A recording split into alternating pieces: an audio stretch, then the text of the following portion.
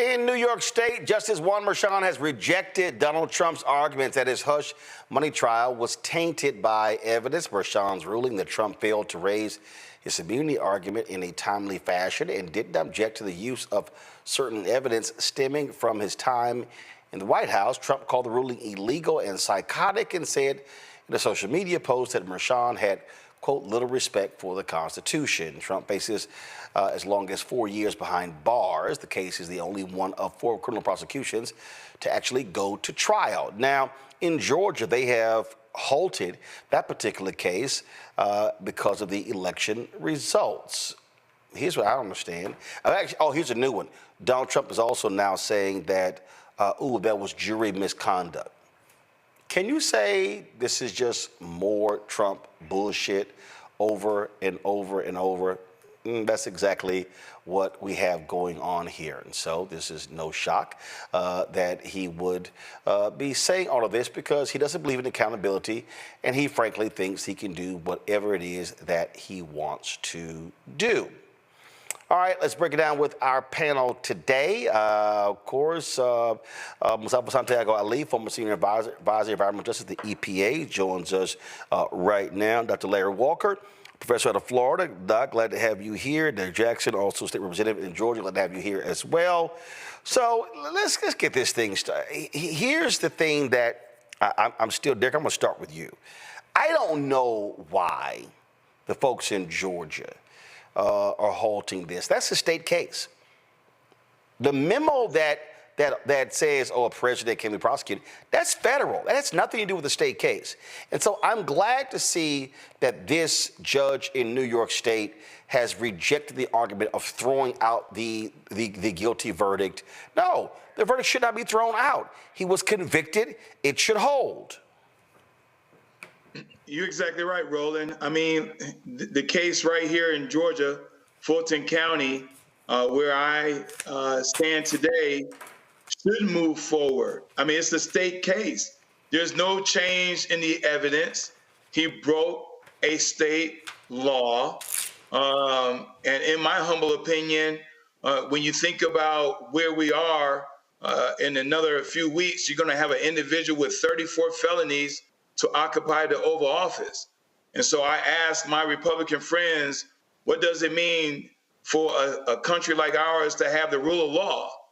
If you have an individual who, should not be tried federal or state, they're guilty, well, not guilty, but allegedly broke the law. I mean, we have them on tape, Roland. So I think the DA, Fonnie Willis, should move forward with this case, regardless if he is in the Oval Office or not. Larry? It's one of the, I guess the best descriptor is, justice for me and not for thee. As it relates to the comments you just read, Roland. Listen, we have I could say 2-tier. We have like a 3 or 4-tier justice system in terms of how it works, depending how much power and also your race. And I think this is a clear example. My colleague just talked about, and you mentioned, the case being dropped in Georgia.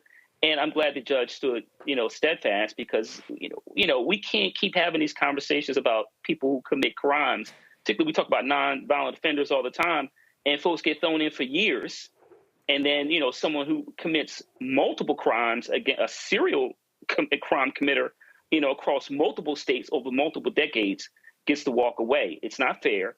You can't talk about the importance of, holding people accountable. It certainly is just an example for the country or for young people, because once again, we see that there's a tiered justice system, this intersects with race and power. So this confirms, all the conversations we had. Roland, this is another reason why we need to have conversations about how racism and power work in America in terms, and also we having generational wealth. So this is, like I said, I'm glad the judge stood the ground. This is the right thing to do as it relates to, once again, we hear a lot about the rule of law. So if you believe in the rule of law, then everyone should be held accountable. But once again, we see how not every individual is treated the same, and that is going to continue over the next couple of years. Mustafa. James Baldwin once said, I can't believe what you say because I see what you do. So when we look, at the Supreme Court and it says equal justice under law, we have to ask the question, as the brothers have already shared, what does that really mean inside of our country? We know that, Donald Trump for 50 plus years now has been able to either escape the law or been able to buy his way out of situations. And we've seen it play out in many of these various cases that have been brought forward. So, there comes a moment when the country has to make a decision. The Republican Party has to make a decision. If they want to be seen as a legitimate party, if they want to be seen as someone who actually believes in the rule of law, and if the answer to that is yes, then they should be calling out, these injustices that we continue to see when each time Donald Trump is able to find a way, a loophole, or just, to thumb his nose at the law when everyday people don't have that opportunity. And look, he's not going to do that. And again, I just wish these people have some guts. And here's the deal. I keep saying this was a memo that was written under President Nixon. It's never been adjudicated. No judges rule on it. I say you move forward with the case, and if a judge rules, they rule. Derek? Yeah, you're exactly right, Roland. I mean, as my good brothers just mentioned, I mean, what is justice in America? Is justice based on one's pigmentation of their skin? Is it based on one's size of their bank account? I mean, and so if we are going to continue to be this beacon that my friends on the other side of the aisle love to say that we are in this world, what is the standard? I mean, I've just mentioned today, Roland, because there's some conversation saying that President Biden should pardon Trump. And I told the world today who would listen, absolutely not, because we're in this predicament because Ford gave Nixon a pardon.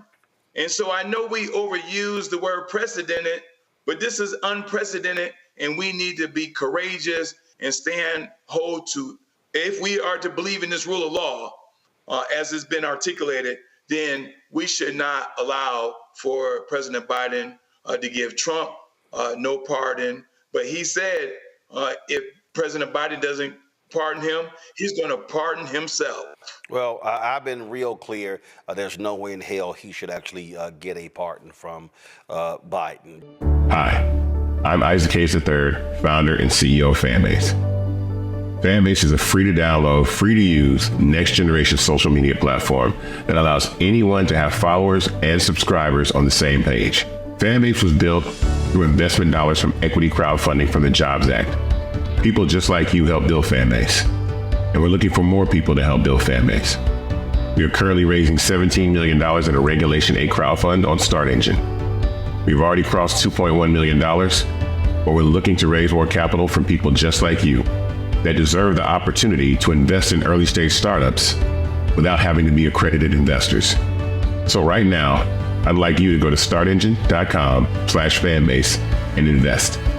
The minimum to invest is $399. That gets you 60 shares of stock in Fanbase right now, today. And then use Fanbase to connect with friends, grow your audience, and be you without limits.